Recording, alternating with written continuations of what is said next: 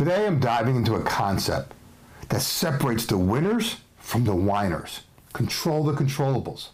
See, mastering this concept isn't a nice to have. It's a necessity for anyone in a leadership position. So grab your notebook, as I want to help you to redirect your energy to where it's needed most. Let's dive in.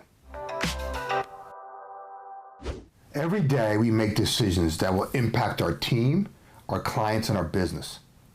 The decisions we make or fail to make also impact our energy level.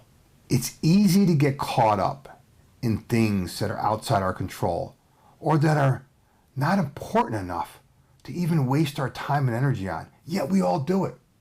Before we know it, those same things will become a big energy leak.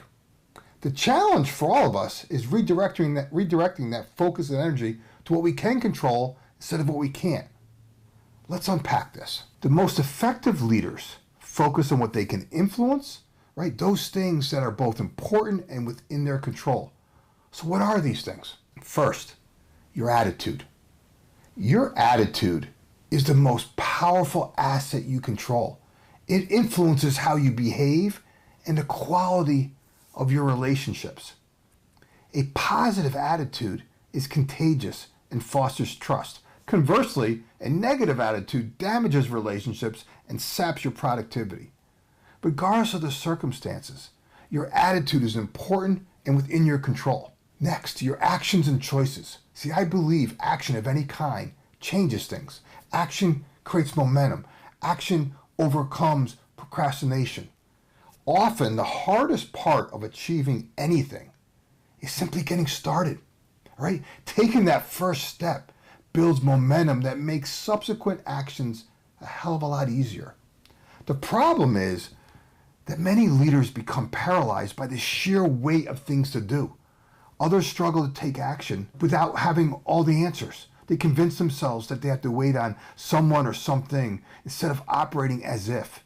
Yes, let me be clear, some things do have dependencies, but it shouldn't paralyze any action forward. See, taking action is a choice. I really believe that there's always something we can do, regardless of how small, to get things moving in the right direction instead of playing victim to a particular situation. Let me give you an example. When people bring challenges to me, I usually don't know all the steps to solve them, but I'm really good at getting started. And then I focus my effort and attention on adapting on the fly. See, I believe more people need to have a lab mentality. There's a reason why I named my last book, Freedom to Experiment. Can you imagine if we all focused our time and energy on simply moving the needle forward instead of wanting everything to be perfect? Next, distractions. Distractions are the enemy of progress. However, we have the power to manage our attention and focus on what matters most. We can set boundaries. We can prioritize our tasks. We can establish systems and routines. We can track our progress. We can hold ourselves accountable. We can utilize new tools. We can even reframe distractions as a challenge itself to overcome. All important and within our control. Adversity. Adversity is inevitable, but how you respond to adversity often determines the outcome. We can overcome challenges and emerge stronger than before. Conversely, a negative or defeatist response will prolong adversity and hinder our ability to move forward. Adversity can strain relationships, but how we respond can either strengthen or weaken them. Let me give you an example. We can respond with empathy and mutual support, which will deepen our relationships, or we respond with blame and resentment, which will damage our relationships and even go further. It'll actually create additional conflict. Mindset, one of my favorites. Your mind is a very powerful tool. We can cultivate a mindset of abundance. We can cultivate a mindset of unwavering self-belief. We can trust our abilities. We can stay resilient in the face of adversity. And we can make a decision to never back down from a challenge. All of which I just mentioned is important and within our control.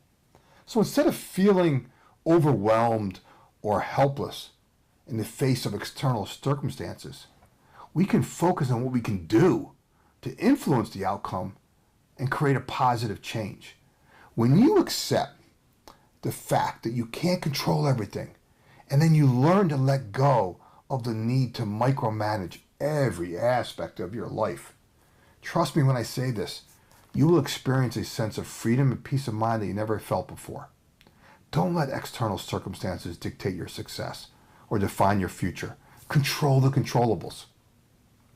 Okay, if you want help to put into practice what I shared today, I invite you to join our community. The fastest way to expedite results is to surround yourself with like-minded souls who share similar leadership challenges. We're a community-driven hub for business leaders just like you who want to develop their brand, increase their influence, and accelerate their impact. If that's you, I encourage you to join us. It's extremely affordable and risk-free.